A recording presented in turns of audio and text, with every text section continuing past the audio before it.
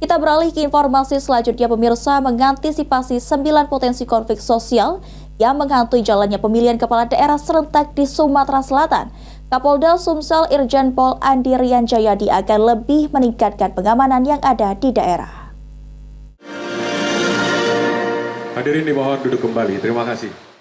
Kepolisian daerah Sumatera Selatan sudah melakukan pemetaan terkait indeks potensi kerawanan pilkada.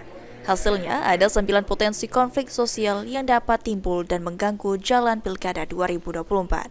Di antaranya pemungutan suara ulang, intervensi ASN, kerawanan daerah, gugatan MK, serta kampanye hitam atau black campaign.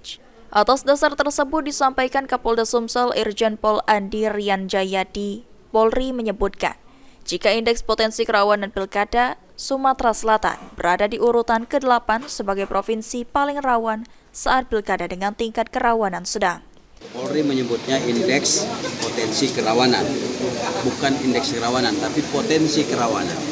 Nah, ukurannya banyak hal, termasuk dari masuknya laporan, kemudian munculnya informasi-informasi yang beredar berseliweran di media sosial, kemudian pemberitaan di media mainstream.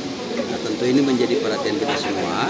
Nah, oleh karena itu, untuk sampai dengan bulan Oktober ini, Sumsel di dalam indeks potensi kerawanan pilkada yang dibuat oleh Polri itu berada di posisi 8. Atas hal tersebut, Polda telah melakukan antisipasi langkah-langkah persuasif dengan melakukan pengawasan yang melibatkan seluruh komponen seperti Bawaslu dan juga masyarakat. Sementara itu, Ketua Bawaslu Sumsel Kurniawan mengatakan, saat ini Bawaslu menerima 18 laporan masyarakat terkait dengan netralitas ASN politik uang dengan daerah terbanyak di Musi Banyuasin.